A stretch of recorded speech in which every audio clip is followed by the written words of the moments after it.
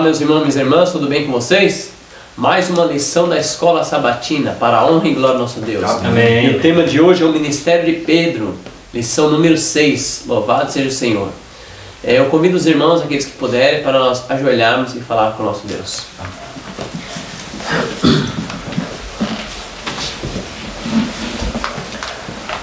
Nosso Deus, nosso Pai, nós vamos começar mais uma lição da Escola Sabatina. Vamos começar esse comentário com a Tua ajuda e com o Teu poder, Senhor. Amém. Amém. Eu te peço, Pai, que cada pessoa que vai ouvir e também assistir esse vídeo, que possa abrir o coração, a sua mente, para a entrada do conhecimento que o Senhor quer passar, Senhor. Amém. Amém.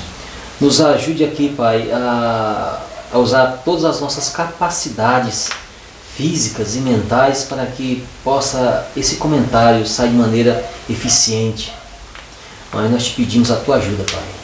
Só o poder do Teu Santo Espírito em nossa vida, para nos ajudar a nossa mente ser iluminada através dos textos da Bíblia e também do Espírito de profecia. Amém. Amém, Deus. Nos dá essa iluminação, essa graça, esse poder, no doce nome de Jesus. Amém. Senhor. Amém. Amém. Louvado seja Deus.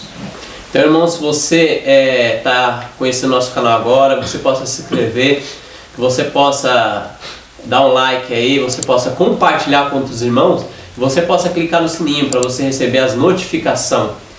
E conosco aqui hoje o irmão Evilânio. Olá, irmãos. Irmão Ricardo. Olá. Irmão Laércio e o irmão Alexandre. E o texto para nós começar a nossa reflexão dessa Escola Sabatina está em Atos capítulo 10, verso 34 e 35. Então falou Pedro dizendo: reconheço por verdade que Deus não faz acepção de pessoas. Pelo contrário, em qualquer nação, aquele que o teme e faz o que é justo lhe é aceitável. Então, irmãos, que a gente pode comentar aí uma breve introdução desse texto do Ministério de Pedro aí? Nesse livro aqui, no Atos dos Apóstolos, vocês vão ver aqui, lá na frente da outra ramificação da lição, nós vamos reestudar novamente aqui esse assunto, né? Daqui a pouco nós vamos novamente abordar esse assunto, né? Vai estar mais profundamente. Exatamente, vai estar quase todos os mesmos textos, né? Então, vai no Atos dos Apóstolos, nesse livro aqui, de Ellen White, vai escrito assim, eu vou ler rápido, você pode fazer a leitura extensa, né? Na página 193, diz assim: ele arrasou que o Espírito Santo havia decidido o assunto em discussão ao descer com igual poder sobre os gentios incircuncisos e sobre os circuncisos judeus.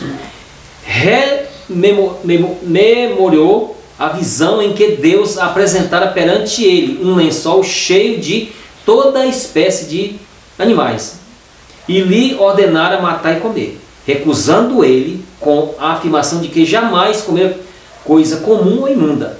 A resposta fora: não faças tu comum ao que Deus purificou. Em Atos 10, verso 15. Pedro relatou a clara interpretação destas palavras, a qual lhe foi dada quase em seguida a notificação de ir ter com um centurião para instruí-lo na fé cristã. Pronto, eu vou ler só isso aqui. Isso aqui, depois vocês vão avançar com a leitura aqui, vocês vão ver aqui, que Deus deu uma visão para Pedro, uma ilustração para ele, uma ilustração, e logo que deu aquela ilustração para ele, ele foi notificado que tinha um pessoal vindo vê-lo, para levá-lo, para instruir um gentio. Aqui, o texto da Bíblia, aqui do Espírito de Profecia, já dão a entender, e é claro isso, que aqui o texto aqui não vai falar de animais, de alimentação, nada disso. É só uma ilustração. Ele está falando de pessoas. Fazendo uma comparação lá, né? O texto, ele fala aqui que Deus não faz acepção de pessoas. As pessoas que temem a Ele, honram a Ele, Ele aceita de bom grado, independentemente de qualquer nacionalidade. Como naquela época, daqui a pouco nós vamos abordar o assunto mais profundamente, eu vou deixar aqui com os irmãos avançar com esse comentário aqui. Irmãos, mas na página 193, continua a leitura. É verdade. Irmãos, você percebe que Pedro, ele chega e fala assim: eu reconheço, né, por verdade que Deus não faz acepção de pessoas. Ou seja, antes ele pensava que Deus fazia. Ele teve que ter essa situação para que ele... Olha só, então, eles mesmo depois... É uma triste realidade. mesmo depois de Cristo usá-los como instrumento para dar início ao ministério aqui na terra, por meio do Espírito Santo, mesmo assim eles tinham a mentalidade: vou somente trabalhar com os israelitas, com os judeus, os gentios não são dignos disso. Ele tinha isso na mente mesmo. Ou seja, desculpa, ele e não só ele, e muitos outros tinham essa mentalidade, a ponto de negligenciar apresentar essas pessoas, ou seja, não apresentar as palavras da vida para essas pessoas. Irmãos, isso é uma coisa muito triste, porque quantas vezes, muitas vezes, né, se parar a pensar, nós no cotidiano nosso, mesmo com essas orientações vindo da parte de Deus, esses exemplos, muitas vezes nós agimos assim, nós negligenciamos as pessoas, porque talvez não é agradável aos nossos olhos. Não vou gastar meu tempo indo ali, porque ela não vai aceitar, ela não vai querer saber de Jesus mesmo, coisa assim do tipo, sabe? E eu tenho um trecho aqui no livro Testemunhos para a Igreja, volume 4, tá? Eu quero ler aqui na página 423. Olha só o que a mensageira do Senhor diz a respeito desse egoísmo, desse modo de preconceito, né? Olha só o que diz, ó: o amor egoísta do mim e meu impede a muitos de fazer por outros o que devem. Ainda continua: acham que toda obra que tiverem de fazer será para si mesmos e para seus filhos?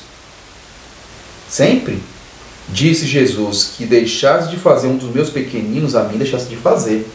Então as pessoas pensam que tem que fazer somente para os seus, e não é assim que funciona. Ainda continua: são seus filhos de mais valor à vista de Deus do que os filhos dos seus vizinhos? Deus não faz acepção de pessoas.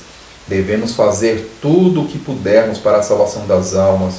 Ninguém deve ser passado por alto porque não tem a cultura e o preparo religioso de filhos mais favorecidos. Se essas pessoas corrompidas, negligenciadas, tivessem desfrutado as mesmas vantagens do lar, e poderiam mostrar muito mais nobreza de caráter e maiores talentos para o que fosse útil do que muitos que têm sido assistidos dia e noite com mais terno cuidado e exuberante amor. Olha só que a mensageira do Senhor diz. Vai ver essas pessoas, né, que muitas vezes as pessoas nós negligenciamos porque não, essa pessoa não vou para lá, não vou dar crédito para essa pessoa, não vou trabalhar em cima dessa pessoa. E ela fala: já para eu pensar, essas pessoas talvez, se ela recebesse o trabalho, todo aquele trabalho que a gente tem pelos outros, pelas que nós achamos que merece, muitas vezes as pessoas agem assim. Se nós trabalhássemos com essas pessoas, já parou para pensar que essas pessoas poderiam ter um retorno muito maior para o reino de Deus, talvez, do que outras pessoas que nós estamos ali cercando, cuidando. É uma lição muito grande que nós temos que ter em mente, sabe? Não devemos achar que Deus quer que nós façamos daquele jeito. Não, eu vou ali, eu vou trabalhar com aquela pessoa, porque o melhor é assim. Eu estou vendo, eu estou vendo que ela não quer saber, eu estou vendo que ali é melhor agir com aquelas pessoas.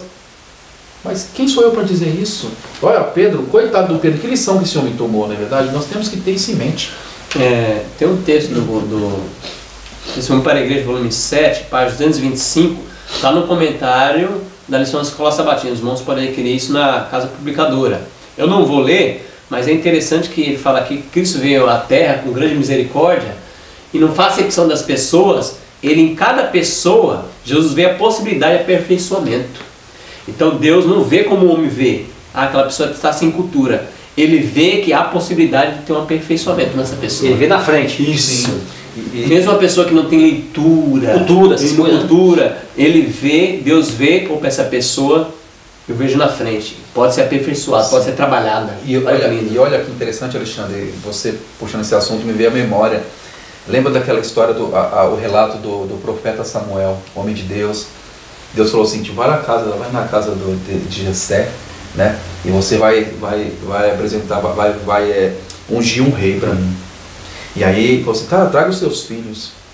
E ele trouxe o rapaz bonito, né? O rapaz lindo mesmo. Ele falou, nossa, ali está o rei. Olha, esse é o rei de Israel. Aí Deus, não senhor, não é esse não. Você está vendo o exterior, mas Deus conhece o coração. Não é esse não, encosta esse aí. E foi chamando um por um. Passou todo mundo, os 7 filhos. Aí ele falou, poxa, e agora? Não tem mais ninguém? Ele falou assim, escuta, você não tem mais ninguém? Nós temos mais um. Ele está lá no campo, o caçou, está lá no campo, está lá, né? Aí fica pensando, um moleque todo sujo, fedendo, né? No meio da criação dos animais lá.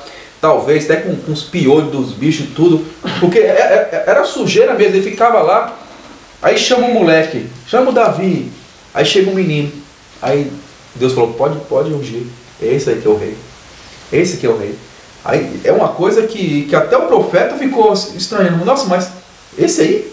Tá bom, eu vou ungir porque Deus mandou. Então, isso é uma lição que muitas vezes a gente fica passando por alto. Não podemos ser assim. E olha que homem foi Davi, porque Deus menciona o caso dele. É claro que teve momentos de dificuldade, que ele vacilou, mas foi um homem honrado por Deus e ele se consagrou novamente a Deus. Então, olha só como Deus age, e muitas vezes nós queremos agir na frente. É verdade.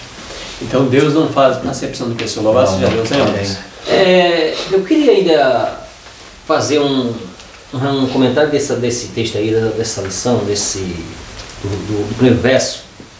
Eu sempre tenho um questionamento na minha mente. Se Pedro e muitos discípulos estavam com essa mente ainda cheia de preconceito em relação aos gentios, mas quem foi que ensinou eles isso aí, hein? Jesus que não foi. Não foi Jesus, não foi Deus, não foi o Espírito Santo. Quem foi então? Olha aí. Olha como é interessante isso aqui. Porque lá no Antigo Testamento, a gente pode citar aqui vários e vários pagãos. Vou citar um dos mais clássicos, Nabucodonosor. Sim. A mensagem foi levada a ele. Foi. E ele se converteu. Isso aí qualquer estudioso da Bíblia, por pouco que seja, lá vai descobrir isso aí. E muitos outros. Sim. E o texto de Isaías 56, versículo 2 em diante, diz assim, bem-aventurado o homem que fizer isto, o filho do homem que lançar mão disto, de se guardar de profanar o sábado. Toma cuidado para não profanar o sábado. E guarda a sua mão de fazer algum mal. E não fale o filho do estrangeiro, que se houver unido ao Senhor, dizendo, certamente o Senhor me separará do seu povo, nem tampouco diga o eunuco, eis que sou uma árvore seca. Está vendo aqui? Aqui, Isaías 56 e outros textos mais. Na Bíblia, você pode dar uma visitada na Bíblia, que Deus não ensinou isso a eles, pela sua palavra. Sim. Isso aí foi uma tradição e uma má interpretação dos judeus. Sim.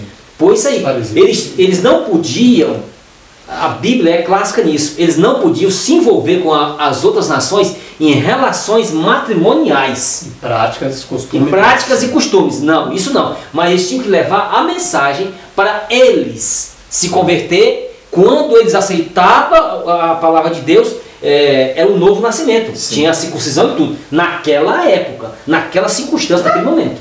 Agora, vê esse tempo agora, não precisa mais de circuncisão, mas ainda mantém o quê? A mesma ideia. Preconceito. E quem foi isso aí? Irmãos, vocês podem ler a Bíblia, isso aqui nós nas outras lições anteriores já falamos, já citamos vários textos. Foi os líderes do Sinédrio, aqueles pastores, aqueles falsos pastores lá, que ensinou o povo a criar essa barreira e não levar o evangelho. É tanto que Jesus falou para eles, vocês andam de mar, quando consegue converter um, é pior do que vocês. Foi eles que põem isso na cabeça. Colocar isso na cabeça das pessoas. Tradição, né? Sim. Então vamos lá no domingo. Lídia Jope. Vamos ler o Atos 9, 32 e 35? Ricardo pode ler? Atos capítulo 9, verso 32 e 35. Atos dos Apóstolos, capítulo 9, do verso 32 até o verso 35. Irmãos, eu estou lendo na versão King James, tá? A King James, a fiel. Então, no capítulo 9, verso 32, diz assim: E aconteceu que, passando Pedro por toda parte, ele desceu também aos santos que habitavam em Lida. E ali ele encontrou um certo homem chamado Enéas, o qual era mantido 8 anos em sua cama e estava doente de paralisia. E Pedro lhe disse: Enéas, Jesus Cristo te cura, levanta-te e faz a tua cama. E imediatamente ele se levantou. E todos os que habitavam em Lida e Sarona viram-no e se converteram ao Senhor. Então, irmão, a pergunta é: que semelhança a gente vê esse milagre com o milagre que Jesus fez ao paralítico de Cafarnaum? Os momentos Que é semelhança lá e Jesus curou ele, né? Pega a tua cama aí. E anda. Então parecia o mesmo milagre, né? Porque aí Jesus falou assim para os discípulos naquela época: vocês farão obras maiores Que as minhas. Só que se tiver firmado em Jesus. Não, quando Jesus, Jesus, quando Jesus afirmou, ele logicamente, isso aí, quando Jesus afirmou, vocês vão fazer obras maiores que eu, lógico que é o povo que está consagrado a ele. Né? E a gente sabe muito bem que o diabo, hoje em dia, eles fazem umas obras espetaculares aí, e as pessoas agregam esses milagres a Deus. Mas a gente sabe que é obra do diabo. Sim. Toda obra que não seja para ir de encontro à obediência à palavra de Deus, essa obra ela é feita por um motivo falso. Sim. Aí teve outro milagre também, que está em Atos, capítulo 39, verso 36 a 43, nós não precisamos ler esse texto, os irmãos podem ler. Teve outro milagre que é uma mulher especial. Quem foi essa mulher? Teve um milagre que aí o pessoal despertou, o pessoal, opa, o negócio aqui parece que... Tá bom, o negócio tá bom. O negócio parece que... Milagre, né? Naquele tempo, existiam muitas manifestações, tem a circunstância, o ambiente, a época. Né? Não que Deus é o mesmo Deus, hoje, sempre será. Deus é poderoso e continuará sendo poderoso, e conforme a sua vontade, a sua permissão e a sua vontade, ele vai operar os milagres através de seu povo. Em Jope, que era perto de Lida, a este tempo, Tabita, chamada Dorcas, ela jazia morta. Tinha sido uma digna discípula de Jesus Cristo, e sua vida a caracterizava por atos de caridade e bondade para com os pobres e sofredores, e pelo zelo na causa da verdade. Olha bem, sua morte foi uma grande perda. A igreja infante não podia dispensar seus nobres esforços. Quando os crentes ouviram das curas maravilhosas operadas por Pedro em Lida, desejaram grandemente que ele viesse a Jope. Obviamente, para fazer o quê? Ressuscitá-la. Não é? E a fé era grande naquela época, né? E os mensageiros foram a ele enviados, e solicitando sua presença. E vocês continuam na página aqui, História da Redenção, na página 281, de novo lá explicando tudo direitinho, que ela foi ressuscitada e voltou a fazer o trabalho novamente, né? Voltou a fazer o trabalho novamente. Era uma mulher muito especial ali na época, né? É uma discípula especial de Jesus, né? E dá grande testemunho, e ela é muito eficiente na verdade. Ela o evangelho chamado Evangelho prático, né? O Evangelho prático, né? Então, o Evangelho ativo, na ação. Então ali, quando aquela mulher morreu, a comunidade ali teve uma perda ali muito grande, né? Sabe a falta daquela pessoa que movia a comunidade de amor? Então aquela mulher assim, né? Então, irmãos, já que estamos falando dessa Tabita aqui, dessa Dorcas, na igreja de 27º dia tem um departamento chamado ASA, né? Chamado esse departamento ASA. Que antigamente até se chamava Dorcas. Então, era chamado Dorcas, né? Por causa do ministério eficiente dessa serva de Deus aqui, né? Então, tem esse departamento e muitas vezes, algumas vezes, esse departamento é tratado assim com certo, como é que eu vou dizer, ou seja, não é tratado com a devida atenção, né? Vocês sabem que esse departamento, o departamento da ASA, a Ação Solidária Adventista, ele trabalha para socorrer os sofredores, né? Então nós devemos dar uma atenção especial a esse departamento, né? Sim. Muito especial. E não, quando for, nós fazemos doações, essas questões de doações de roupa, de alimentos, disso, aquilo outro, né? nós temos que, como aqui o testemunho dessa serva aqui foi muito eficiente, se ela arrumava as roupinhas, não costurava, deixava tudo bonitinho, não é isso? Nós também devemos fazer a mesma coisa. Aqui, ó, nós estamos vestidos aqui, ó. Eu não posso doar uma coisa lá para o departamento da ASA que não seja útil. Sim. Todo rasgado, todo... Não, isso não. De jeito nenhum. Nós temos que doar tudo bonitinho, sapato, tudo bonitinho, roupa, que dê para as pessoas utilizar. Sim. Já que estamos entrando nisso aqui, eu vou entrar nesse embalo também para não... para tornar um negócio mais eficiente, mais bonitinho, organizado, né? Uhum. Decente, né? É verdade. E Vilânio, se vocês me permitem, a Dorcas, ela era uma mulher de Deus, né? Uma mulher que fez falta. Ela fez muita falta a ponto das pessoas chorarem desesperadas. Porque assim, ela era uma mulher consagrada a Deus, era uma mulher que, na hora das dificuldades, ela estava lá. Ela estava ajudando, entendeu? Assim, ela não deixava os irmãos na mão. E aqui, olha só que fala, testemunho para a igreja, falando em relação até o caso dela. Aqui você já leu o pedaço, né, que fala dela, e eu quero ler um trechinho aqui embaixo. Isso. Testemunho para a igreja, agora é o volume 5, na página 304. Olha só. Fidelidade tão paciente, consagrada e perseverante como a que possuíam esses santos de Deus é rara. Ou seja, do início da igreja, é rara hoje encontrar pessoas como Dorcas. É o que ela está dizendo aqui, a Ellen White está dizendo isso, que é raro encontrar pessoas como Dorcas, que se doava, né, que fazia de tudo para ajudar as pessoas. Ainda continua. Entretanto, a igreja não pode prosperar sem pessoas assim, sem ela, sem pessoas assim. A igreja não prospera, a igreja cresce menos, a igreja avança menos, se não tem pessoas assim que se doa pela causa. Ainda continua. Essas pessoas, né, ela é necessária na igreja, na escola sabatina e na sociedade. Muitos passam a participar das relações de igreja com seus naturais traços de caráter não subjugado. E quando surge uma crise e se torna necessário ânimos fortes e esperançosos, eles se entregam ao desencorajamento e acarretam fardos para a igreja. Não veem que isto é errado.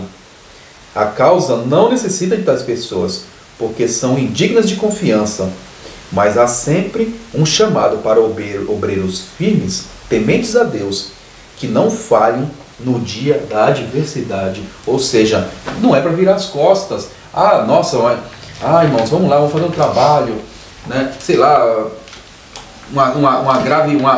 uma crise terrível aí, precisa de ajuda dos irmãos da igreja, vamos trabalhar, vamos fazer lá. Ah, não, eu não vou. Ah, não, está difícil para mim. Eu estou passando dificuldade em casa, né? Eu estou passando tristeza no meu lar, eu não vou trabalhar, eu não vou me envolver. Tem vários e vários casos. Eu não quero ficar entrando em detalhes aqui.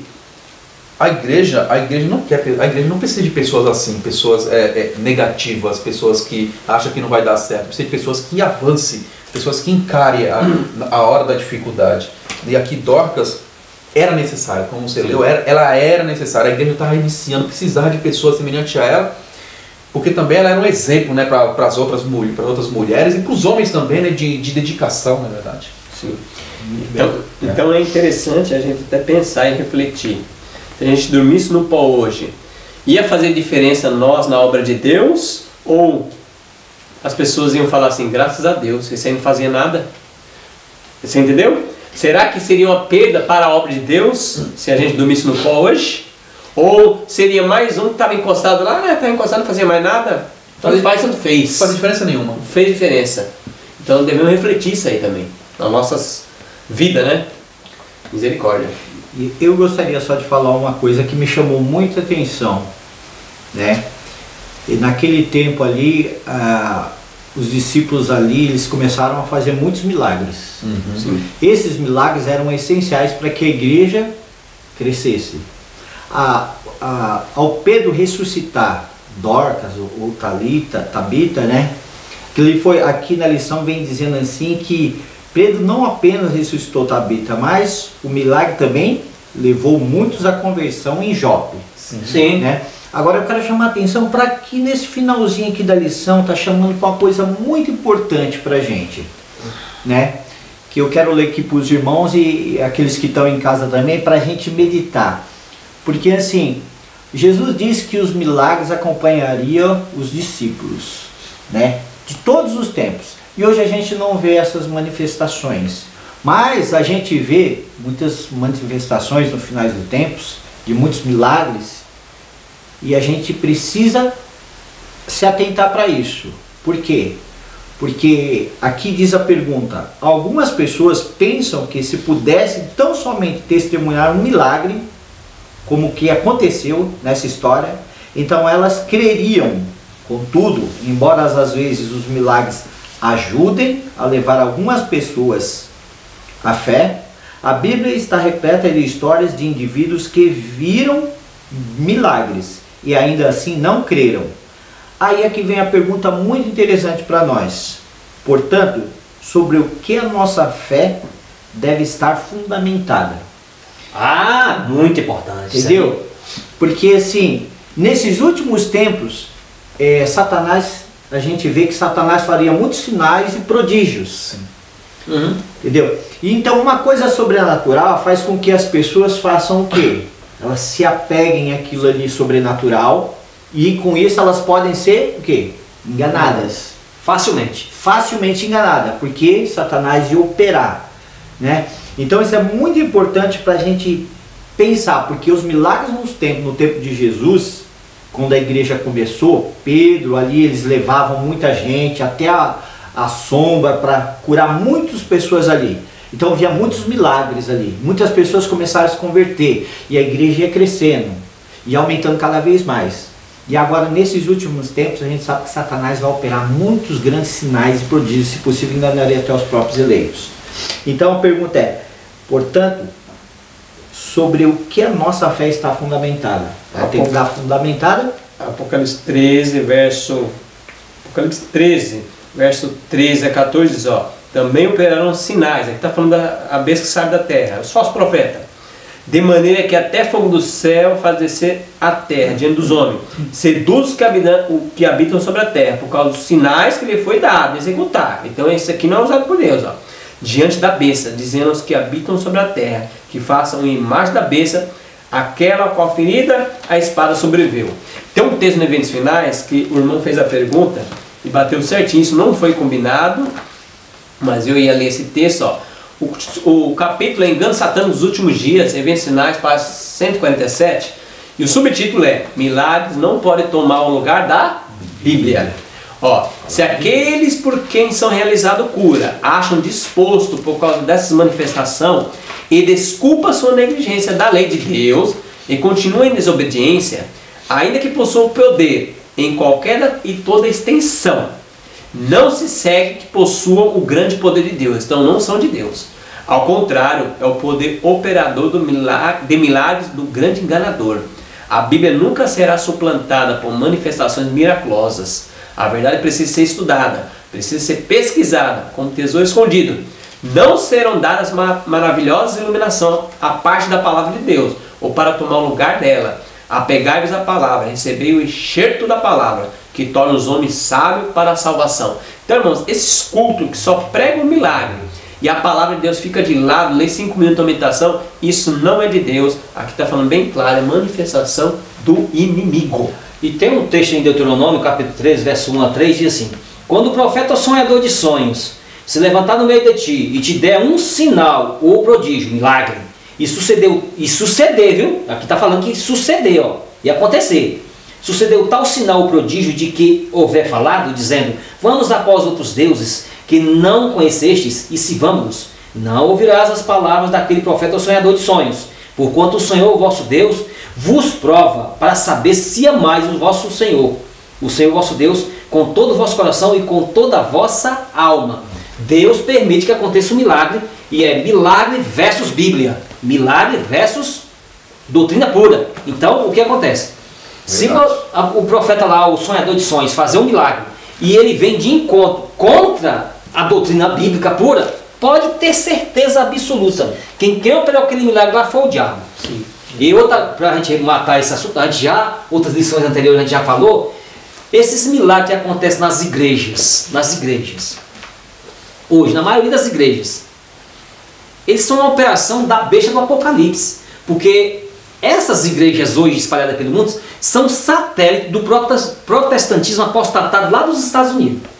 Que lá o Apocalipse 13 diz claramente que ele vai fazer descer fogo do céu. Uma contrafação no dia de Pentecostes, que é o falso falar línguas, que não são línguas originais da terra, né? Então, esse falso falar em línguas e os milagres é o fogo, aí a contrafação do dia de Pentecostes, né? E está quase dizendo que isso acontece, né? Que então, nossa fé não deve estar fundamentada em milagres. Sim. O milagre é bom, né? O milagre acontecer é bom. Deus pode fazer milagre? Pode fazer milagre. Mas a nossa fé não pode estar fundamentada em milagre. Sim, está fundamentada na palavra de Deus. Exatamente. Aí nós fica firme e nós vamos identificar o falso profeta e o profeta verdadeiro. Tem que tomar cuidado com esse negócio de milagre, né? Vamos lá, segunda-feira, agora na casa do Cornélio. Vamos ler, o Ricardo pode ler Atos, capítulo 10, 9 a 16. Vamos ver essa experiência aí. Atos, capítulo 10, verso 9 a 16. O verso 9 começa da seguinte maneira. O verso 9 do capítulo 10.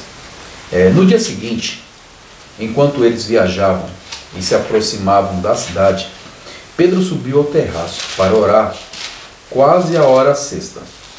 E ele ficou com muita fome e quis comer, mas enquanto lhe preparavam, ele caiu em um êxtase e viu o céu aberto e descendo sobre ele um certo vaso, como se fosse um grande lençol amarrado pelos 4 cantos e sendo descido sobre a terra, no qual havia todo tipo de animais, quadrúpedes da terra, animais selvagens, seres rastejantes e aves do céu. E veio a ele uma voz: levanta-te, Pedro, mata e come.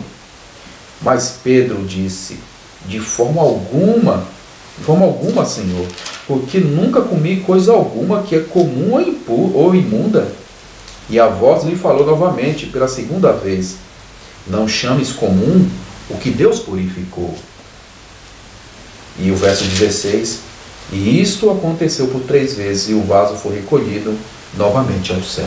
O verso 28, Ricardo, lê o verso 28. O verso 28 diz assim: e ele disse-lhes: vós sabeis que é uma coisa ilegal para um homem que é judeu se reunir ou aproximar de alguém de outra nação.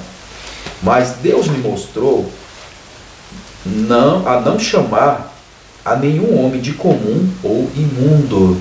O verso 28. 34, e agora 34 diz assim: então Pedro, abrindo sua boca, disse: na verdade eu percebo que Deus não faz acepção de pessoas, mas aquele que em qualquer nação o teme a Deus, e faz a sua justiça, é aceitável a ele. Deus estava falando de comida aí? Então, irmãos, qual foi essa experiência e a interpretação? O ponto-chave aqui é o versículo 28. Sim. O ponto-chave é o versículo 28. Se você perceber aí em Atos, no capítulo 10, aí no versículo 28, vamos dar uma investigada nele aqui, que ele diz claramente aqui o ponto. Olha o que ele diz aqui. Por quê, né? E disse-lhe: vós bem sabeis que não é lícito a um homem, aquele preconceito que ele tinha sido ensinado, judeu, a juntar-se um judeu, a chegar-se ao estrangeiro. Mas Deus mostrou-me que a nenhum homem chame comum ou imundo. Olha aqui, esse é o ponto-chave. Onde foi que Deus falou para ele que não chamasse o homem de um homem imundo ou comum? Onde foi? Na visão anterior, Deus falou isso. Deus falou assim, não fale desses animais aí, comum e imundo não. Eu purifiquei.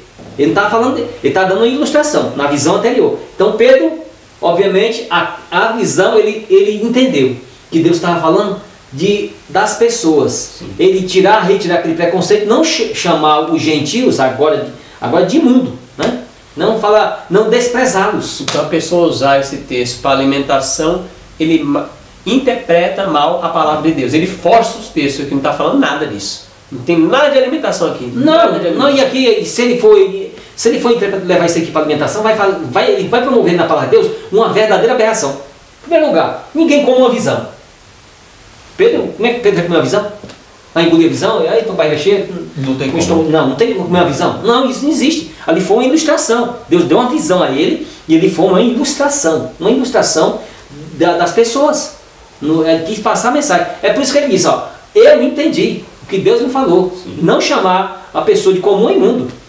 A princípio ali, quando a pessoa para nesse texto de 9 a 16 do capítulo 10, a pessoa ela interpreta dessa maneira, mas se ela prosseguir no texto, ela vai ver que não tem nada a ver com alimentação. E sim, Deus está falando ali de que Pedro não deveria ter preconceito. Tirar aquele preconceito. De pregar o evangelho, aos gentios, Exatamente. a outras pessoas que, na cultura dos judeus, eles consideravam como impuro. Exatamente. Até você começa no mesmo prato lá e tinha que lavar tudo. Esterilizar tudo. Esterilizar. Então, Quando eles iam no mercado, eles pegavam o gentios, barravam, ele tinha que se lavar 7 vezes e era tudo aquela cerimônia. entendeu? Terrível. Então, aqui, a pessoa que quiser fazer isso aí, se você quiser distorcer esse texto aqui, meu amigo e minha amiga, você vai distorcer a palavra de Deus, depois você vai sofrer a consequência. Isso aí é inevitável, vai sofrer a consequência. Quero ler um texto aqui no Comentário Bíblico Adventista, volume 6. É muito bom. Comentário da Ellen White, Espírito e Profecia. Aí diz assim, ó: há muitos hoje que estão na mesma situação de Cornélio. Muitos hoje vivem à altura da luz que receberam e Deus fala com eles, como falou com Cornélio. E por meio de seus agentes escolhidos, leva ao ponto do qual receberão a verdade com o coração bom e sincero. Deus revela que é aquele que se esforça para formar um caráter que ele possa aprovar. As orações daqueles que o temem, daqueles que reconhecem as obrigações para com ele, são ouvidas e atendidas. O Senhor observa com especial atenção aqueles que andam na luz que ele lhe deu, que testificam por seus atos que estão tentando honrar a Deus. Por meio de um Pedro, ele apresentará a pérola de grande preço. E por meio de um Cornélio, a sua família, muitas pessoas serão conduzidas à luz. Olha que interessante, irmão. Então, Cornélio orou lá e Pedro recebeu a visão. Então, irmão, Deus pode usar nós como instrumento. Nós temos que ficar somente com o copo, boca para cima, para o Espírito Santo ser derramado em nós, nós sermos usados. Amém. E Deus vai guiar nós à casa de pessoas sinceras. Porque Deus não faz exceção de pessoas. Que a gente às vezes, igual o Ricardo explicou, tem preconceito. Ah, mas essa pessoa nunca vai receber. Olha que religião é dela. Ah, não quer nem falar. Se a gente for um servo de Deus e ela for sincera, Deus vai enviar nós. Agora tem uma outra armadilha, como a gente sabe que o diabo sempre está formando a sua armadilha para distorcer a palavra de Deus. Aqui nós estamos falando aqui sobre preconceito judeus em relação aos gentios. Aí Pedro foi lá e tem essa visão e tal, e aqui foi explicado já. Foi lá e fez todo o trabalho lá e pregou o evangelho e tudo mais. Nos nossos dias cá, aqui hoje, tem algumas pessoas que dizem que nós adventistas do sétimo dia tem muito preconceito. Deus, o texto bíblico diz que Deus não faz acepção de pessoas, mas de doutrina, sim. Sim, claro. De doutrina, sim. Sim, claro. De pessoas, não. Doutrina, sim. Então, o que acontece? Como Cornélio aceitou o evangelho, obviamente, que doutrina Cornélio e aqueles lá iam praticar? A mesma doutrina de Pedro. Sim, os apóstolos. A mesma, os apóstolos. Deus enviou ele para dar estudo bíblico. Exatamente. Enviou Pedro. Sim, E para não estudar Bíblia. enviou ele a uma outra pessoa que engana ele. Não. Enviou ao apóstolo que pregava a verdade, que estava com a verdade. Então a gente tem que ficar atento nisso aí, viu? Sim. A verdade de Deus é uma só e é absoluta. É Não tem pra coisa não. Então vamos terça-feira, que é a continuação desse tema, é o dom do Espírito Santo. Então Pedro foi visitar, que está em Atos capítulo 11, verso de 1 a 18, nós não vamos ler. Como a igreja reagiu a isso, essa visita de Pedro a Cornélio. Vocês veem, irmão, que quando o Pedro chegou, já foram acusando ele, né? Nossa, como é que pode você? E na linguagem popular de hoje, né? Que é o preconceito que ele está falando. Tá todo mundo Como é que envolvido nesse pode preconceito. você é um dos líderes, rapaz. Como é que você, na linguagem mais, né, na simples nossa aqui, você é líder desse jeito, como é que você faz uma coisa dessa, rapaz? Olha, eu tô até desconfiando de você. Olha, eu pensava que você é bem capaz de falar isso. Eu pensava que você era de Deus, não estou vendo que você não é de Deus, não. Não, é verdade. Assim, claro que não está escrito aqui, mas imagina, né, a situação. Se fosse nossos dias, era isso que a gente ia falar, que a pessoa ia falar. Aí Pedro tentando explicar, né? Aí, dado o momento, deixa eu explicar. Rapaz, espera um pouquinho, deixa eu explicar. Fala, olha, aconteceu assim. Eu também me surpreendi, deixou bem claro, eu me surpreendi. Mas para e pensa, o Senhor me falou isso, foi Deus que me falou isso. Você acha que em outras palavras, você acha que eu sou doido de ir contra Deus? Você acha que eu sou doido de me levantar contra Deus? Aí quando ele falou isso, aí o povo parou, porque o povo tá tudo pressionando ele. Aí o pessoal parou e falou assim, se for do Senhor, né? Se for da parte de Deus, né? Então quer dizer que Deus então está dando uma chance para os estrangeiros também.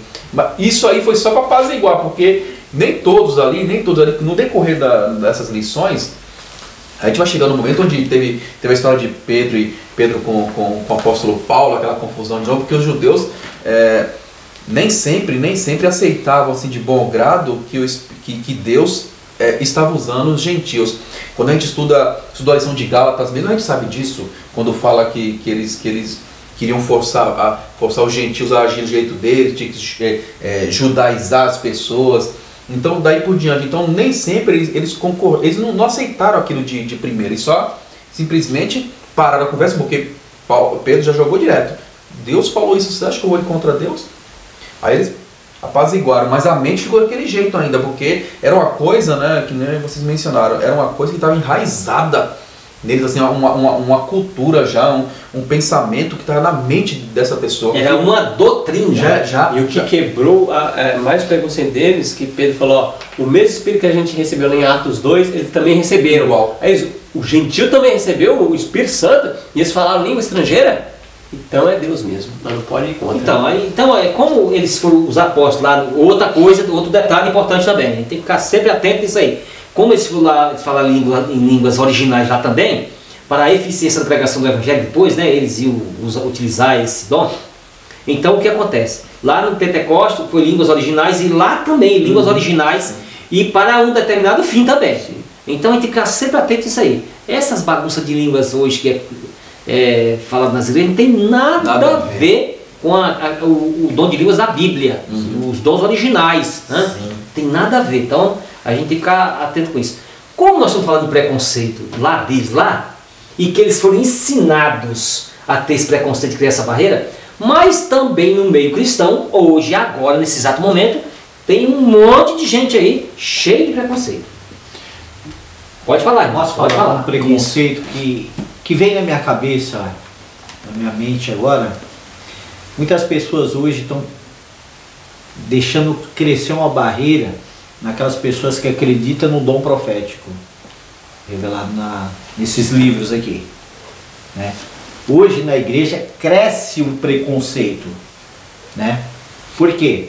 Porque antigamente as pessoas escolhiam as pessoas que eram estudiosas da palavra de Deus para estar dirigindo uma igreja e o Espírito de Profecia. Hoje já é o contrário.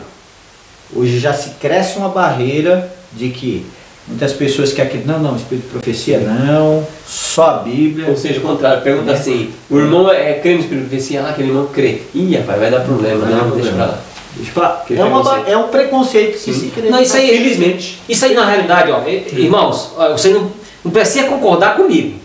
Ninguém da Igreja 27 Dia precisa concordar comigo. Mas pelo que eu já estudei da Bíblia e do Espírito de Profecia, como os líderes lá no passado enfiou a cabecinha daquele povo lá, cheio de coisa que não tinha nada a ver na palavra de Deus, hoje em dia os líderes fazem a mesma coisa. A mesma coisa. Aqui, ó, tem vários livros aqui. A Verdade sobre os Anjos, Testemunhos para a Igreja. Esses livros aqui, a Igreja Adventista do Sétimo Dia crê. Isso lá foi reconhecido. Que a Ellen Goldwhite foi inspirada por Deus. Ela não é profetisa da igreja, ela é profetisa de Deus, né? Quem quiser aceitar, ela aceita à vontade. Não precisa ser um adventista do sétimo dia para crer em Ellen Goldwhite como uma profetisa de Deus. Porque ela foi de Deus, foi inspirada. Só não está a pessoa dela lá no histórico lá da Bíblia. Não. Se fosse na época, se ela estivesse na época lá, possivelmente ela estaria... Poderia estar incluso. Entendeu? Mas o importante é aqui, que tanto o livro dela como a Bíblia foi inspirada pelo Espírito Santo. E os livros dela também foi inspirada pelo Espírito Santo. A mesma coisa. Eu não vi na Bíblia um Espírito Santo menor e outro maior. Vocês viram? Já? É assim? Esse Espírito Santo aqui é menor, o outro é maior. Não vi isso. E você eu não vi. Se você me permite, Vilani, há muito algumas pessoas estão alegando para diminuir diminuir a influência do espírito de profecia no meio adventista. Olha, você tem que entender o seguinte, que ela deixava bem claro, que ela mesma falou que ela era uma luz menor para conduzir a luz maior. Ela deixava isso, sabe, eles falam isso, que é a luz menor. Ou seja, aí entra o que você falou. Peraí, se esses livros aqui que nós temos em mãos, e que você provavelmente tem na sua casa, livro, ou então via celular mesmo, via aplicativo, né? Hoje está fácil. Se você tem esse livro na mão, e aí você ouve, se você não é uma pessoa que está assim, atento ao que está escrito aqui, você tem esse livro em casa, ganhou, comprou, a pessoa fala assim, olha, então, essa é uma luz menor, né, para conduzir a luz maior. Aí se é uma luz menor, então quer dizer que não é tudo isso, não é tão assim, não precisa levar tão a sério. É o Espírito Santo menor. Né, tão a sério, porque mas muitas dessas pessoas, Alexandre, eles se enrolam quando você pergunta assim, tá bom, quem inspirou a Bíblia? O Espírito Santo. Tá. E os livros de profecia? O Espírito Santo. Peraí. Aí as pessoas mesmo se enrolam. Contradição. Contradição. Eu falo, mas peraí. Pelo fato dela falar luz menor, gente, a luz maior que ela estava apontando era para Jesus Cristo. Para o Deus da Bíblia. Né? É claro que ela incentivava a justiça. É claro que ela incentivava, né? Leiam a Bíblia. Ela mandava ler a Bíblia mesmo. Mas se você parar para pensar, irmãos, é claro que ela nunca admitiu que ela era profeta. Ela deixou bem claro, eu sou mensageira do Senhor, porque o Senhor me chama para ser sua mensageira. Em nenhum momento o Senhor, ela diz isso. Mas nós sabemos que essa é a linguagem de humildade. É a linguagem simples dela. O Batista também falou isso. Mesma coisa. Mas se você ler o Mensagem para o volume 1, ela fala que não gosta de ser chamada profetisa porque existia muito falso profeta. Não gostaram dessa palavra. Ela falou, o meu trabalho é mais do que um profeta, eu sou a mensageira. Ela mesmo fala, eu sou a mensageira do Senhor. Mensageira. E aí, irmãos, você tem esse livro na mão, aí você coloca na mente, porque algumas pessoas passaram isso. Olha, não, ela é uma luz menor, Se é uma luz menor, filho, então tem coisa errada, porque, peraí, que Espírito Santo é esse? É enfraquecido? É enfraquecido, é um Espírito Santo enfraquecido, não é o próprio Deus? Então. Porque peraí, quer dizer então que para uma época Deus veio com toda a força, falando, não, vamos falar de qualquer jeito, né? As gerações finais, olha só que coisa, as gerações finais, as quais nós fazemos parte, sabendo que o inimigo, Satanás, está lutando com todas as suas forças para poder, que já sabe que o tempo dele é curto, que vai vir para arrebentar mesmo. As gerações finais, não, peraí, então não precisa colocar tudo, não, vou colocar só um pouquinho só, vou encher meia boca mesmo. Gente, olha só a incoerência, não tem cabimento. Eu acredito, irmãos, você também que está assistindo, eu acredito que essas pessoas, quando levantam essa linha de raciocínio, é porque, sabe, o que está escrito nesses livros vai condená-las, vai chamar o pecado delas, né? E elas não querem, né? Elas querem viver agarrada, morrer agarrada nos seus pecados. Vários assuntos nós poderíamos abordar a respeito disso aqui, mas simplesmente só iria alongar. Mas espero que vocês entendam. Vamos ter oportunidade ainda. Vai ter oportunidade, lições, que vamos falar bastante. Espero que vocês entendam o preconceito que as pessoas estão tendo no meio adventista. Não deveria acontecer isso. Sabe por que eu falei desse preconceito que está crescendo?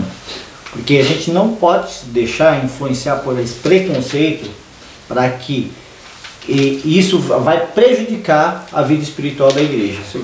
Porque as pessoas, a palavra de Deus diz que nós devemos crer na palavra de Deus e crer nos profetas.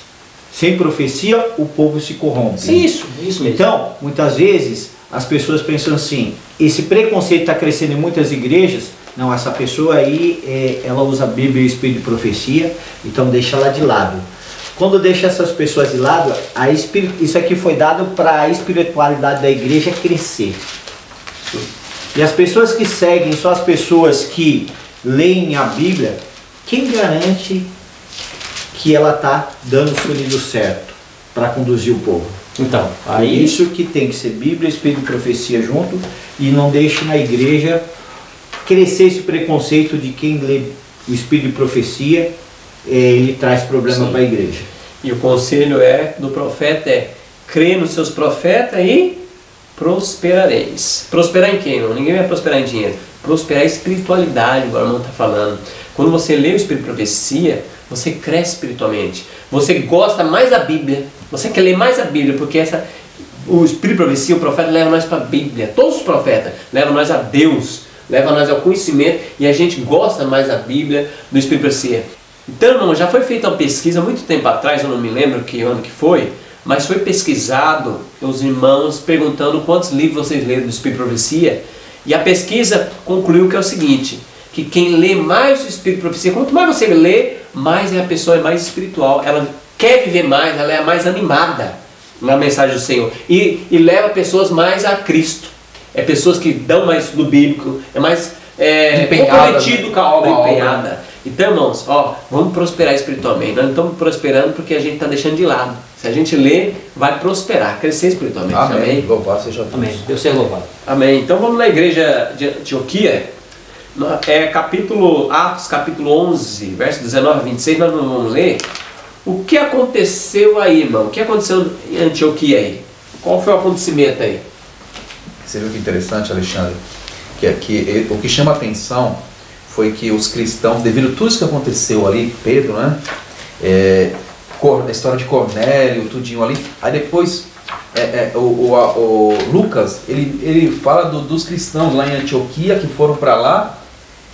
E eles, a princípio, quando estavam indo devido à perseguição, eles só falavam para judeus. A princípio só falavam para judeus em qualquer lugar. Lá em Antioquia não.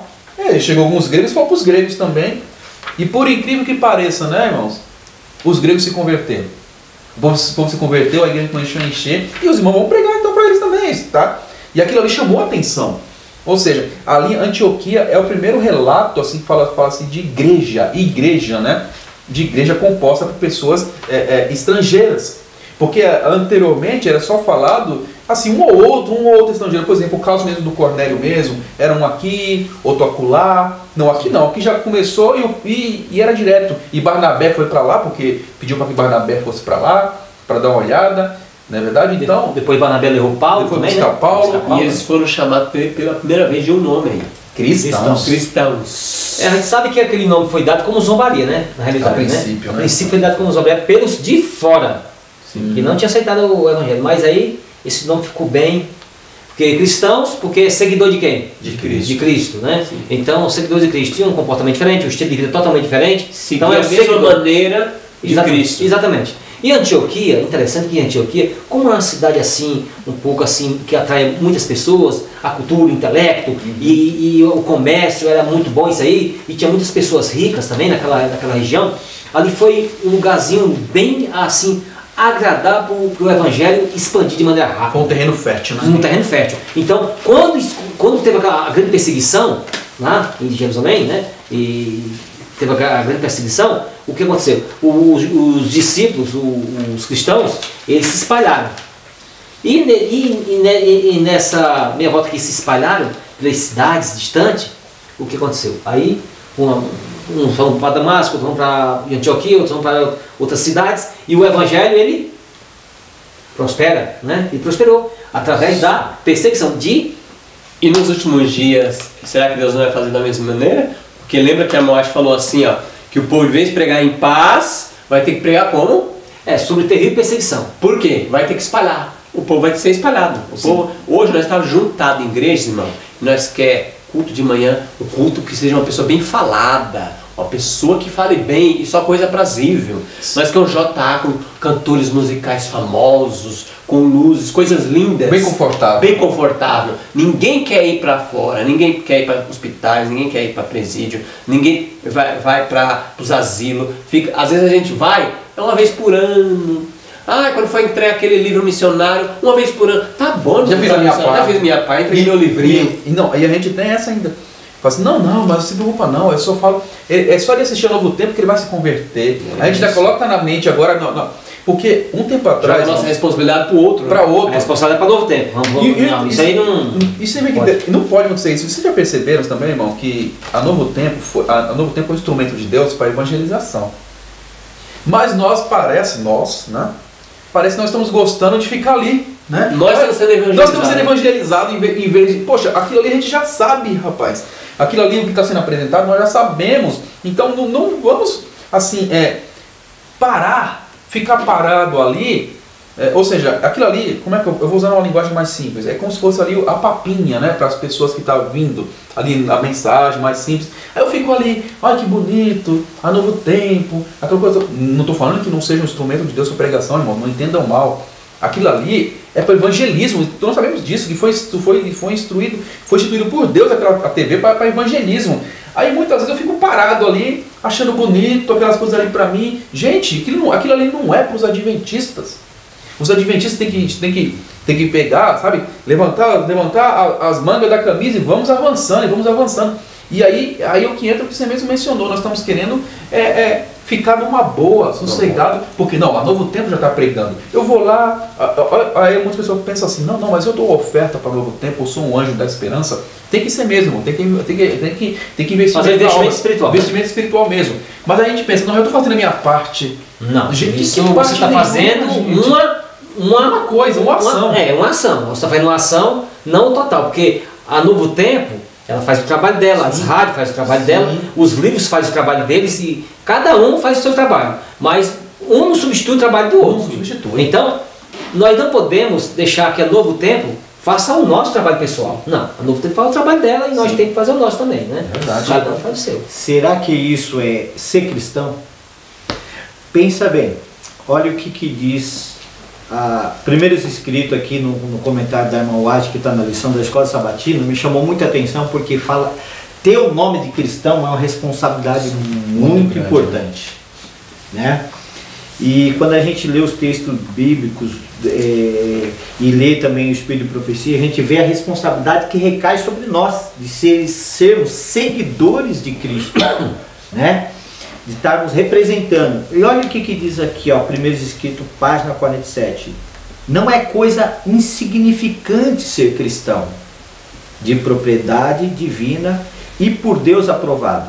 O Senhor me mostrou, ela diz, alguns que professam a verdade presente, cuja vida não corresponde à sua profissão. Tem nome de piedade muito baixa. Eles estão longe da santidade recomendada na Bíblia. Alguns se entretêm em conversação inútil e indecorosa, e outros dão lugar à imposição do eu. Não devemos esperar agradar a nós mesmos, viver e agir como o mundo, ter seus prazeres, desfrutar a companhia dos que são do mundo e reinar com Cristo em sua glória.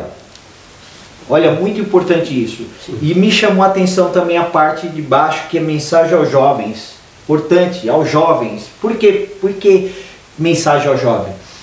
Uma das coisas que Satanás ataca muito é pela vaidade. O jovem, quando a pessoa é jovem, ela tem muita vaidade, né?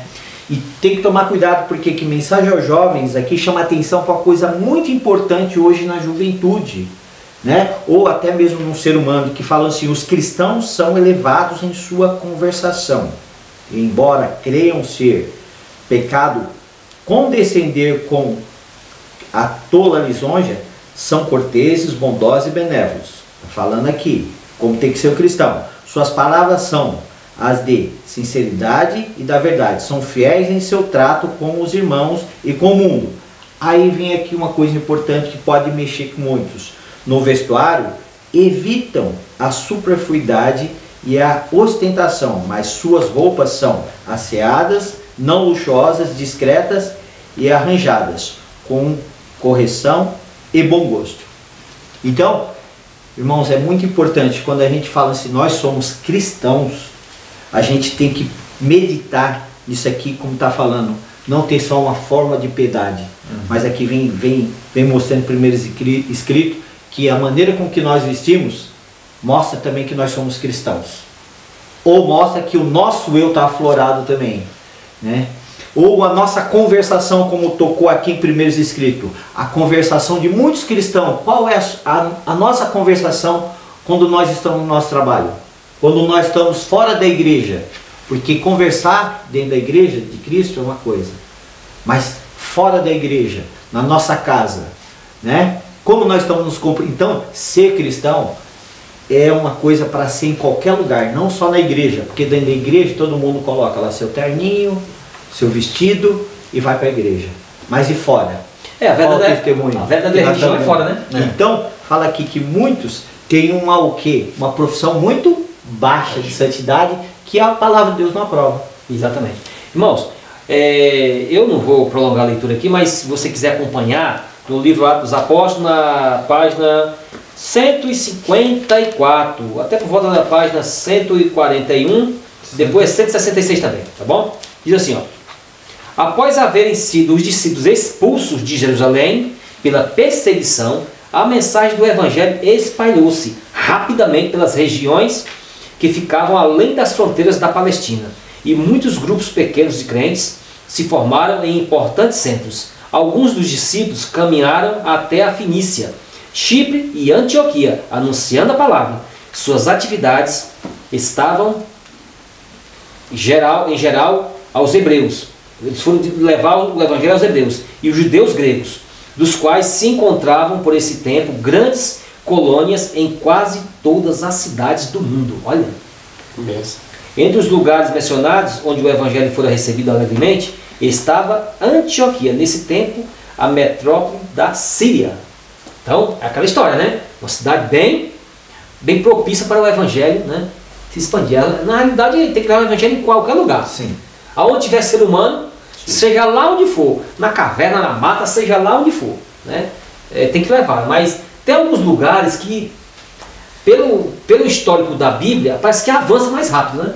Avança mais rápido, né? Dependendo da aceitação da pessoa, da recepção. Sim, né? é verdade. Vamos lá agora na quinta-feira, perseguição de Herodes. O Ricardo poderia ler Atos 12, verso 1 a 4. Atos 12, verso 1 a 4. Diz assim, começa assim o verso 1 de Atos 12. Ora, naquele tempo, o rei Herodes estendeu suas mãos para maltratar alguns da igreja. E matou Tiago, irmão de João, à espada. E ele, vendo que isso agradara aos judeus, prosseguiu e tomou também a Pedro. E eram os dias dos pães asmos. E havendo prendido, ele o colocou na prisão, e entregando-o a 4 quaternos de soldados para que o guardassem, querendo apresentá-lo ao povo depois da Páscoa. Então, qual foi o desafio aí da igreja primitiva, irmão? Os desafios tremendo. Qual foi o desafio apresentado nesses textos aí para nós? Você sabe que Jesus, se eu não tiver, a minha lembrança não tiver, a memória não estiver falhando, a mãe deles dois, lá atrás, não pediu a Jesus lá, põe um de um lado e outro do outro, lembra? Sim. Uhum. Aqui no Atos dos Apóstolos, na página 542, diz assim, olha que interessante, Jesus falando, ó: a mãe, cobiçando juntamente o lugar de honra nesse reino para os seus filhos, suplicou: diz que estes meus 2 filhos se assentem à tua direita e a outra à tua esquerda, no teu reino. O Salvador, porém, respondeu: não sabeis o que pedis. Podeis vós beber o cálice que eu hei de beber e ser batizados com o batismo com que eu sou batizado? Eles recordaram suas misericordiosas, ou suas misteriosas palavras que indicavam prova e sofrimento. Contudo, responderam confiantes: podemos. Consideravam eles a mais alta honra provar sua lealdade, partilhando de tudo o que sobreviesse ao seu Senhor. E aqui se cumpriu o quê? Ao pé da letra. Então, aqui vai falar mais, né? Tiago e João devia ser participante com seu mestre no sofrimento, um destinado à própria morte pela espada. O outro, o que dentre os discípulos por mais tempo devia seguir seu mestre em trabalho, vitupério e perseguição. Mas o assentar-se à minha direita ou à minha esquerda, continuou Jesus, não me pertence dá-lo, mas é para aqueles para quem meu Pai o tem preparado. Mateus 20, verso 21 a 23. Lembram que vocês continuam a leitura, que isso aqui vai falar bem mais sobre essa questão. Então, o que aconteceu? No caso da igreja aí, a igreja sentiu, né, um abalo, né? Mas já sabia pelas escrituras qual ia ser as consequências. Então, irmãos, nós sabemos quais são as nossas consequências de viver o Evangelho e pregar o Evangelho. A qualquer momento de nossa vida, nós estamos aqui hoje, gravando o comentário da Escola Sabatina e tal, tá uma maravilha, uma bênção. Mas eu não sei se eu ao sair daqui, eu vou ser atacado por um servo do diabo. Eu não sei. A gente tem que estar nas mãos de Deus, né? Então, a gente tem que ficar tranquilo, sossegado na mão de Deus. O povo de Deus está passando uma grande prova pelo mundo aí. Dependendo da região, muitos dos filhos de Deus hoje estão sendo levados à prisão, estão sendo à tortura, sofrendo tortura. Dependendo da região, uns têm mais tolerância, outros menos tolerância. E nós sabemos que nos últimos dias isso aí vai pegar todo o planeta. Aqueles que vierem viver fielmente padecerão perseguição. Não tem como fugir, a não ser que você durma em Cristo hoje. Porque se você ficar até o final, não tem como fugir. Só tem uma maneira de ficar sossegado, se você morrer. Agora e for para o cemitério. Ou negar a fé. Ou negar apostatar. Apostatar, das duas. Não, se você apostatar também, você vai se danar também. Você vai... Mas não vai ser perseguido nas coisas de Cristo. A única maneira de você ficar sossegado, irmão, se você quiser ficar sossegado, é você morrer. Ficar lá no cemitério, aguardar a volta de Jesus. Morreu fiel, estou sossegado aqui dormindo, Jesus vem e vem. Aí tudo bem. Nós sabemos que a perseguição vai aumentar. Sim. Exatamente. Por que Deus vai permitir que a perseguição aumente? E aqui mostra que mesmo diante de morte e prisão, a igreja continuou crescendo. E continuaram sendo fiéis. E isso vem nos trazer o quê? Que a partir do momento que nos finais do tempo Satanás ele vê que o tempo dele está se esgotando, ele vai intensificar essa perseguição. Ao intensificar essa perseguição, Deus vai permitir, porque isso também vai purificar a igreja. Porque aí vai se ver realmente aquele que é chamado de cristão. Na realidade, a perseguição, a gente usa esse termo purificação por causa que ali é revelado. Mas na realidade, a pessoa ela não vai se santificar por causa da perseguição. Ela vai ser só revelada. Revelar quem ela é. Então, o pessoal vai ter perseguição, aí eu vou ficar mais santo. Não vai acontecer isso não. Não vai acontecer isso. Não vai acontecer isso aí. Isso é ilusão. Não vai acontecer isso aí. Purificar porque aqueles que têm a forma de piedade, eles realmente não vão aguentar. Eles vão negar a Cristo. Entendeu? Vão negar a Cristo, vão abandonar e vão passar, como diz o Espírito de Profecia, no grande conflito. Muitos que professam crer na verdade vão passar para o lado fácil e popular. Exatamente. E oxalá, irmãos, que nenhum de nós aqui e nenhum de vocês aí venha cair nessa armadilha. Porque aqui nós estamos comentando aqui, então vocês estão vendo os livros aqui, mas nós seres humanos nós somos mutáveis. Nós só não vamos mudar a nossa maneira de agir se nós estiver sempre com a mão pegada na mão do Deus Todo-Poderoso. Amém. Da divindade. Se a gente largar a mão do divino, pode esquecer que verdade. vai cair nas garras do diabo. Continuando o capítulo 12, capítulo 12, versos 5 a 18, nós vamos ler. Aí tem a história de que aconteceu alguma coisa com o servo de Deus. E como que foi, irmão, as orações dos irmãos e o que aconteceu aí? Você viu, irmão, que esse povo começou, fez uma corrente de intercessão, né, por Pedro, para essa situação, porque ele era um homem que a igreja precisava dele também. E isso me chamou a atenção, irmãos, que o povo orou, sabe, o povo orou e Deus atendeu. Deus não, Tiago morreu, claro, mas Deus atendeu a oração do povo, porque sabia que a causa precisava mesmo desse tipo de coisa, né? E chama muita atenção, irmão, chamou muita atenção a questão da oração, sabe? Eu quero ler para vocês aqui o poder da oração. Eu quero ler aqui o Desejado de Todas as Nações, na página 113, fala algo muito interessante. Na página 113 fala na questão da oração, sabe? O poder que a oração tem.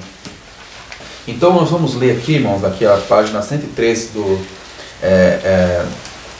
o Desejado de Todas as Nações, aqui no capítulo falando do batismo. Fala assim, ó, com todos os nossos pecados e fraqueza, nós não somos rejeitados ou como indignos diante de Deus. Deus nos faz, né, agradáveis. Assim, no amado, a glória que repousou sobre Cristo é um penhor do amor de Deus para conosco. Ainda continua. Indica-nos o poder da oração. Com a voz humana pode chegar aos ouvidos de Deus, e as nossas petições podem achar aceitação nas cortes celestiais. Veja só, então, o que Cristo fez por nós, o caminho que Cristo abriu para nós, porque nós estávamos ali condenados se Cristo não fizesse nada, se Cristo não vencesse. Então, devido a isso, né, nós estávamos como indignos. Aí Jesus nos traz de volta e Deus nos aceita e o poder da oração, né, abre as portas. Nós vamos direto para Deus, pedindo a Deus para que Deus possa agir em nosso favor. Então, esses irmãos aqui sabiam manejar, como Paulo usou para Timóteo, né, as armas da fé, né, a palavra da verdade. Eles sabiam o que fazer, o que tinha que fazer. Se Deus ia atender ou não, aí já era outra história, mas eles sabiam que tinha que clamar a Deus, porque forças para poder ir lá tirar Pedro pessoalmente, eles não tinham condições. Então, se fosse da vontade de Deus, Pedro iria sair. E eles fizeram mesmo, eles oraram, eles clamaram a Deus, e a oração da fé foi recompensada ali. Mas se não fosse, se Pedro tivesse que encerrar sua vida ali, eles não iam desanimar na fé, pode ter certeza. Iria levantar outro, iria fazer as coisas, pode ter certeza. Mas isso chama atenção, irmãos, que onde nossas forças não podem chegar, onde nossos braços, nossas pernas não vão, aí nós temos que orar, aí nós temos que clamar a Deus, na verdade, porque já não compete a nós mais. Exatamente. Sabe o que traz à minha mente isso que o irmão Ricardo está falando? Porque aqui ele está falando que no momento de perseguição o povo orou e Pedro foi liberto. Aí me veio à mente assim, nos momentos finais do povo de Deus, quando a perseguição tiver maior, mais intensa, o povo de Deus vai estar fazendo o quê? Bom, pelos relatos da Bíblia e do Espírito de Profecia, vão estar reunidos em oração, estudo e meditação. Vão estar orando. Eles vão estar meditando. Tem alguns textos, dependendo do momento, da circunstância, eles vão estar trabalhando. Porque lá o texto da Bíblia fala, feliz aquele meu servo que eu encontrar fazendo isso, né? Uhum. Trabalhando. Trabalhando em quê? Em que sentido? Na obra. Na obra. Então o povo vai estar unido. O povo de Deus, lógico, né? Vai estar unido, né? E a escória vai estar unida também, né? Eu quero destacar só aqui, o Ricardo destacou a oração, e eles oraram, Deus enviou um anjo, o ministério dos anjos. Olha que interessante isso aqui. No Atos dos Apóstolos, no capítulo Libertos da Prisão, o último texto desse capítulo, na página 154, precisamos conhecer melhor a missão dos anjos. Convém lembrar que cada verdadeiro filho de Deus tem a cooperação dos seres celestiais. Olha que bênção. Exércitos invisíveis de luz e poder auxiliam os mansos e humildes que creem na promessa de Deus e as reclamam. Querubins, serafins e anjos magníficos em poder. E são a destra de Deus, sendo todos eles espíritos ministradores, enviados para servir a favor daqueles que hão de herdar a salvação. Hebreus capítulo 1, verso 14. Olha o ministério dos anjos, irmãos. Poderoso. Só que aqui vai estar com os mansos e os humildes, os servos de Deus. Porque aqui o joio, os anjos de Deus não estão servindo ele. Não tem parte com isso. Quem está... Sim, os outros anjos, né? Outros anjos. Não os de Deus. Os anjos malignos para atrapalhar a missão de Deus. Para trazer incredulidade para o servo de Deus. Olha, cara, não dá não, você não consegue. Não tem jeito para você. Para desanimar. Você vai ler o Espírito de Profecia. Ah, irmão, eu estou começando a ler o primeiro livro do Espírito de Profecia. Aí vem um servo do diabo dentro da igreja e fala, não lê isso não, irmão, senão você vai ficar fanático, você vai ficar louco. Um servo de Deus, no começo da fé dele, quando ele entra para a igreja, eu quero viver a mensagem de saúde. Ele ouve uma pregação do mensageiro, eu quero viver. Vem um servo de diabo e fala assim, não faz isso não, não. Cuidado com isso aí, você pode ficar fanático, você vai ficar doente, viu? Esses são servos do diabo usados pelos anjos do maligno. Sim, infelizmente, misericórdia. né? Infelizmente, né? Irmãos, e também é o seguinte, que o Alexandre falou assim, o ministério dos anjos, me veio também à mente assim, que no Espírito de Profecia fala assim, aqueles que não estiverem orando para purificar o seu coração, através do estudo da palavra de Deus, da oração, né, buscando realmente purificar o seu coração, com isso, buscando o perdão de Deus, os anjos vão vir no auxílio daqueles que vão estar reunidos orando. E aqueles que não, ele vai falar, deixai isso. Sim. Então entregue aos ídolos. Então entrega aos ídolos. Exatamente. Então deixa que ele vai para aquele grupo que está buscando em oração viver uma vida santa, justa e boa, de acordo com a palavra de Deus e o Espírito da profecia. Exatamente. E a questão da oração, a gente sabe muito bem, que é um momento que a gente se desliga desse mundo. A gente está nesse mundo, mas dependendo da maneira que você vai orar, da circunstância, por um momento você parece que esquece desse mundo aqui. É uma coisa impressionante. Eu já tive momentos na minha vida que uma vez eu estava orando, caminhando, orando. Aí um rapaz passou por mim 3 vezes, ele falou para mim no mesmo dia. E eu não falei com ele, né? Ele falou, ei Vilano, eu passei por você 3 dias e você, mano, você não falou comigo. Eu dei oi, tudo bem, bom dia e tal. 3 vezes você não falou comigo. Aí eu disse, estava fazendo uma viagem. E eu me lembro desse dia, teve muitos dias assim, mas esse dia em específico foi o dia melhor que eu tive na minha vida com Deus. Eu parece que eu esqueci desse mundo. Né? Foi um dia maravilhoso, irmãos, um dia maravilhoso. Vou falar que esses dias voltam com mais força. Amém. Eu queria terminar aqui, nós terminar essa escola sabatina e a gente comentar. O texto está na sexta-feira. Olha que interessante.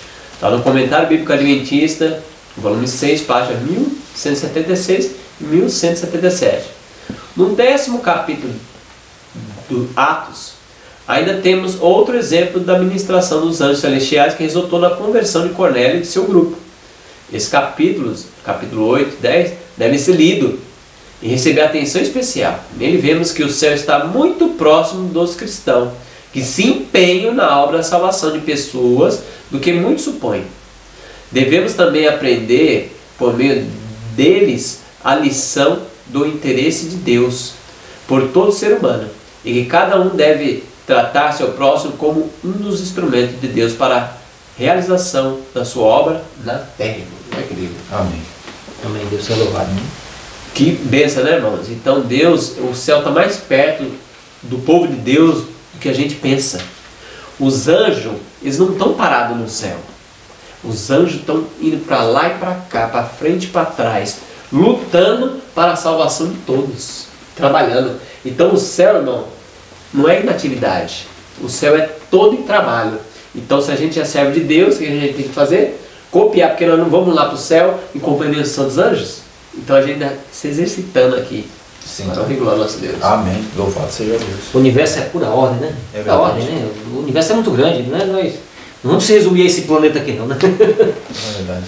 Então que Deus abençoe você, que Deus abençoe todos nós. Irmão. Amém. Que nós possamos ser como a igreja lá no passado, trabalhando para Deus, cooperando, orando, lendo Bíblia, Espírito de Profecia, e com certeza nós e a nossa família iremos para a glória. Amém? Amém. Glória a Deus seja louvado. Louvado seja Deus. Que você possa compartilhar essa mensagem com outros irmãos, para que juntos nós possamos espalhar a mensagem para a honra e glória ao nosso Deus. Amém. Vamos ajoelhar e falar para o nosso Deus? Vamos.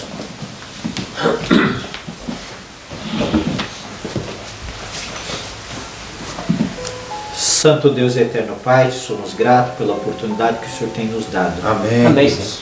Sabemos, Senhor Deus, que espera a Tua igreja é uma grande tribulação, é perseguição, mas sabemos, Senhor Deus, que os Teus santos anjos e o Senhor está empenhado, Senhor, na salvação de toda a alma. Amém. Amém, Senhor. Queremos, Senhor, pedir a Tua bênção do derramamento do Teu Santo Espírito, que tem tocado nos nossos corações, nos corações de muitos aqui na terra, e o Teu Evangelho, Senhor Deus, seja pregado para que Jesus possa voltar o mais breve possível. Amém. Amém, Senhor. Ajude-nos, Senhor Deus, a suportar as dificuldades assim como a Tua igreja nos tempos primitivos suportaram. E mesmo através de perseguição, nós vimos aí os anjos ministrando em favor, o Teu Santo Espírito também, Senhor Deus, para que o Evangelho crescesse E sabemos que a manifestação de tudo isso, Senhor Deus, vai redundar em maior poder e glória para o Teu santo nome. Amém, Senhor. Que o Senhor abençoe todos, Senhor Deus, que vão estar vendo essa lição, Senhor Deus, que possa ser tocado com o toque do Teu Santo Espírito. Amém, Senhor. Permaneçam firmes, Senhor, nos Teus caminhos, independente de qualquer perseguição. E que o Teu povo esteja sendo fundamentado, Senhor Deus, na Tua palavra e no espírito de profecia. Amém. Tudo isso te pedimos, agradecemos por acompanhar os Teus santos anjos, em nome de Jesus. Amém. Amém. Louvado seja Deus.